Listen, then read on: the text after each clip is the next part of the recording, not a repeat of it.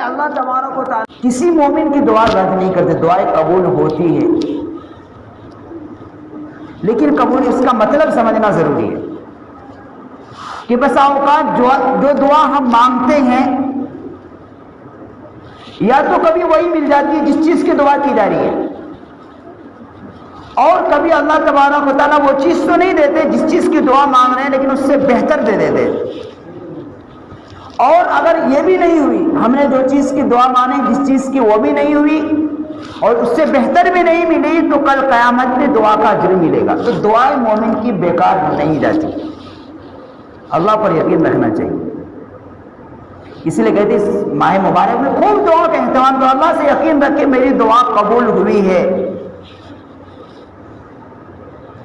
حضرت موسیٰ علیہ السلام نبی ہونے کے باوجود ان کی دعا 40 سال کے بعد قبول ہوئی۔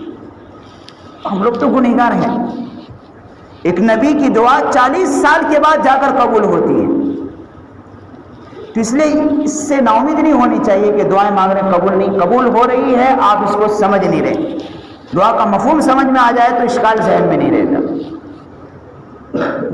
بلکہ کل قیامت کے دن جو دعا جو ہم مانگے تھے اور اس کا اجر دنیا کے اندر نہیں ملا تھا، جب اللہ جنت کے جب دیں گے کل قیامت کے اندر، اس کا اجر، دعا کا اجر صرف کہتے ہیں کہ وہ آدمی وہ مدی یہ خیال کرے گا، وہ شخص کہ کاش میری ایک بھی دعا دنیا کے اندر قبول ہی نہیں ہوتی کہ آج مجھے اتنا بڑا اجر مل رہا ہے، وہ یہ تمنا کرے گا۔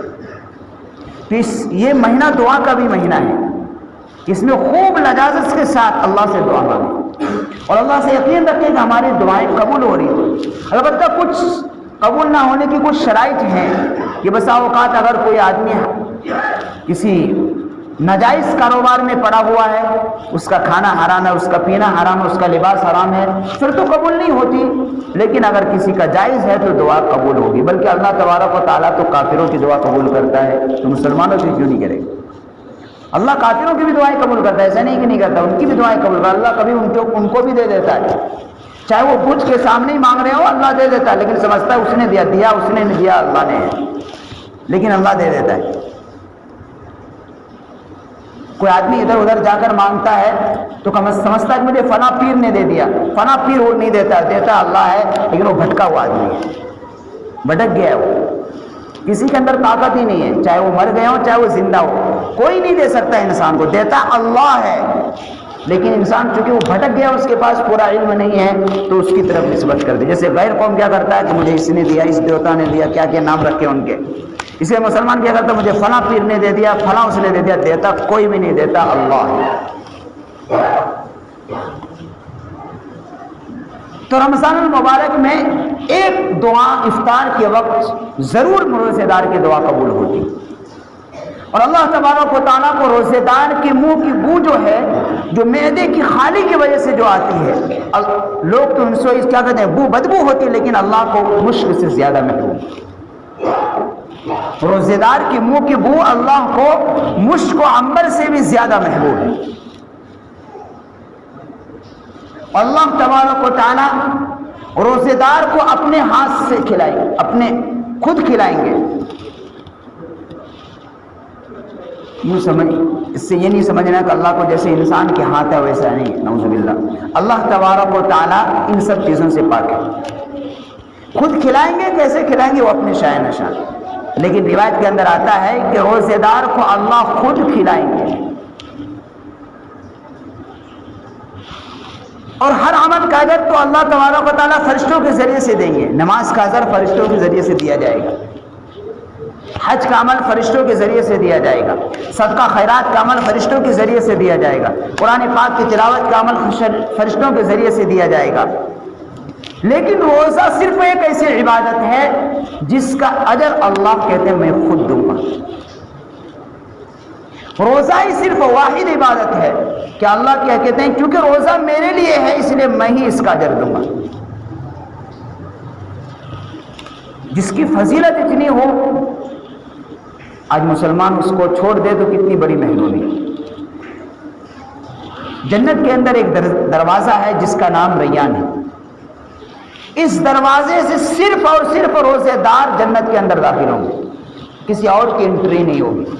جسے دنیا کے اندر ہوتا نہیں، ایک آپ اگر کیا کہتے ہیں ٹرین میں سفر کرے ہوں گے تو اس میں بوگی بنی رہتی ہے، یعنی فرسٹ اے سی میں بھی فرسٹ سیکنڈ تھرڈ، فلائٹ میں بھی ہوتا ہے، بزنس کلاس الگ ہوتے ہیں اور ویسے کلاس الگ ہوتا ہے، کیوں کہتے ہیں کہ وی آئی پی اور نارمل کلاس جو ہوتا ہے دنیا کے اندر بھی ہے، سمجھنے کے لیے دنیا سے ہم دنیا کو سمجھ گئے تو آخرت کو سمجھ جاتے ہیں، ہم لوگ نہ دنیا کو سمجھتے نہ آخرت کو سمجھتے۔ تو اللہ تبارک و تعالیٰ نے جو مخصوص دروازہ ہے جس کا نام ریان ہے، اس میں صرف روزے دار جو وی آئی پی لوگ ہوں گے اس سے داخل کریں گے، اور غیر وی آئی پی لوگ اس سے انٹری نہیں ہوگی۔ جیسے روزے دار اس دروازے سے داخل ہو کر سارے روزے دار جب جنت کے اندر چلے جائیں گے فوراً دروازہ بند کر دیا جائے گا، بغیر روزے دار کی اس دروازے سے انٹری نہیں ہوگی۔ کتنی بڑی فضیلت ہے کہ جو لوگ روزہ رکھ رہے ہیں، جو مرد اور عورت، وہ قابل مبارکباد ہیں کہ وہ ایک شان کے ساتھ اس دروازے سے جنت کے اندر داخل ہوں گے، اور ان کو بشارت دی جائے گی کلوا واشربوا ہنیئا بما اسلفتم فی الایام الخالیہ، کہ تم نے میری محبت میں بھوک کو برداشت کیا تھا، دنیا کے اندر پیاس کو برداشت کیا تھا، پیاس لگ رہی تھی تم کو، فریج کے اندر پانی بھی ٹھنڈا موجود تھا اور گھروں کے اندر کوئی دیکھنے والا بھی نہیں تھا، لیکن تم نے صرف میری محبت میں میرے ڈر کی وجہ سے اپنی پیاس کو کنٹرول کیا، پانی کو نہیں پیا۔ آج تمہیں جنت کے اندر حوض کوثر سے ایسا پانی پلایا جائے گا کہ تمہیں قیامت تک پیاسی سے مل گئی، اور اللہ پلائیں گے کلوا واشربوا ہنیئا بما اسلفتم فی الایام الخالیہ۔ یہ روزے دار کو فرشتے وہاں پر یہ آواز لگائیں گے، ان کو خوشخبری سنائی جائے گی۔ غیر جو رمضان میں روزے نہیں رکھ رہے ان کے لیے نہیں ہے یہ، ان کے لیے دروازہ، یہ ریان کا دروازہ بند کر دیا جائے گا۔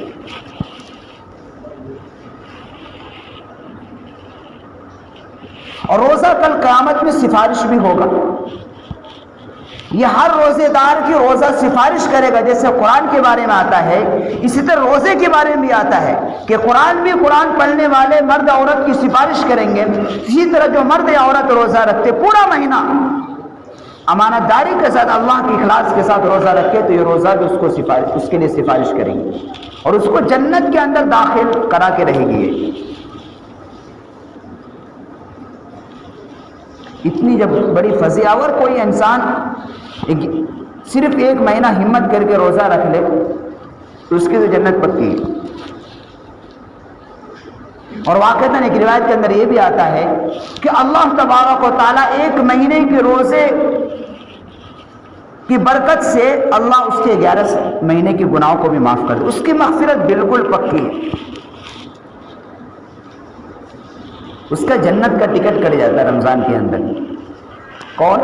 جو لوگ رمضان المبارک میں روزے بھی رکھتے ہیں، فرائض کے ساتھ سنت اور تراویح کی نماز بھی پڑھ رہے، جو روزے نہیں رکھ رہے ان کا اعمال اللہ کے حوالے ہو جاتے۔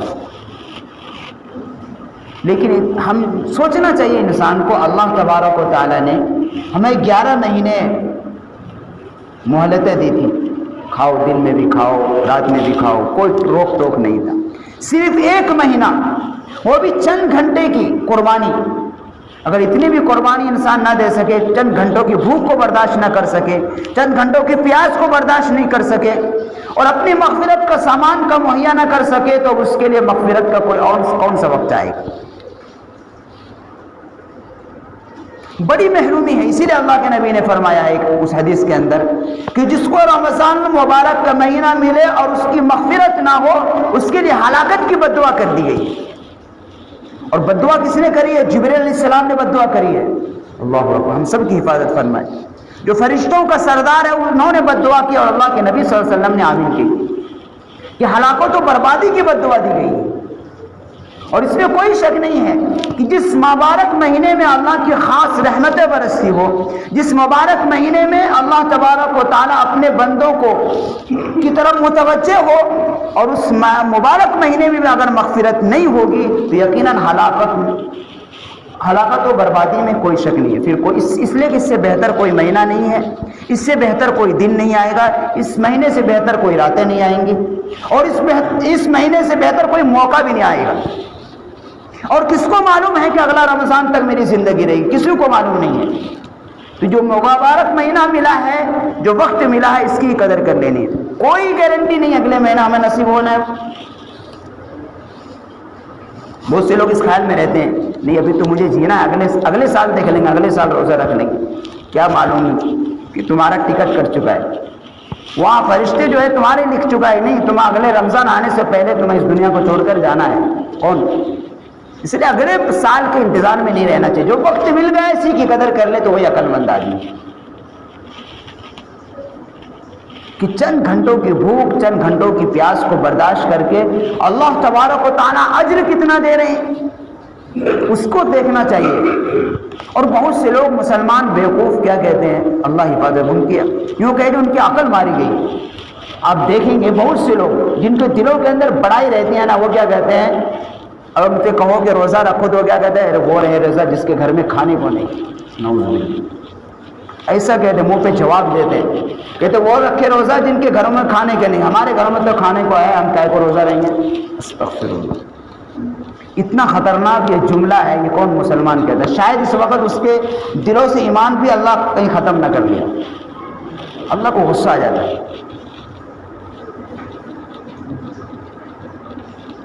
کہ اگر خدا نے خواستہ اس پہ پکڑ ہو گئی تو جہنم کی نچلے گڑھے میں ڈال دیا جائے گا. تو نہیں رکھ رہا ہے لیکن ایسے الفاظ بھی نہیں نکالنا چاہیے. نہ رکھنے کا الگ سزا ملے گی لیکن ایسا الفاظ نکالنے پر زیادہ چوڑائی ہوگی. اس لیے رمضان مبارک جو لوگ نہیں رکھ رہے ہیں ان کو رکھنا چاہیے. نہیں رکھ رہے ہیں تو ان کو رمضان مبارک کا بے ادبی بھی نہیں کرنے چاہیے. یہ نہیں کہ نہیں رکھ رہے ہیں تو روزہ دار کے سامنے منہ مارے کھا رہے ہیں، ایسا نہیں کرنا. آپ دیکھیں گے آج مسلمانوں کے ہوٹل رمضان میں کھلے رہتے ہیں تو یوں سمجھے وہ اس رمضان مبارک کے مہینے کی کھلی ناقدری کر رہے ہیں اور بے حرمتی کر رہے ہیں. تو کم از کم روزہ غیر کہتے ہیں کہ غیر قوم رمضان کے مہینے کے اہتمام کرتے ہیں.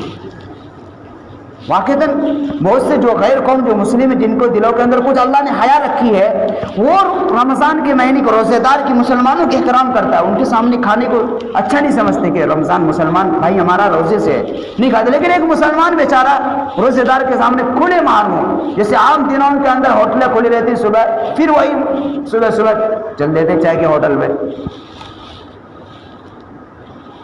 تو غیر قوم دیکھ کر بھی کہتے کیا رہے مسلمان ہیں. اللہ حفاظت فرمائے.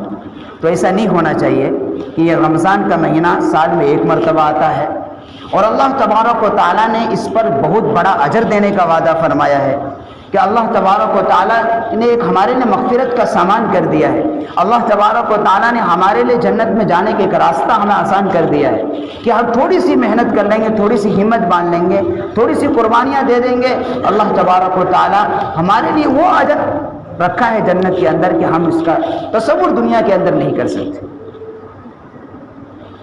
اللہ رب العزت سے دعا ہے کہ اللہ تبارک و تعالی ہم سب کو اس ماہ مبارک کی پوری قدردانی کی توفیق عطا فرمائے.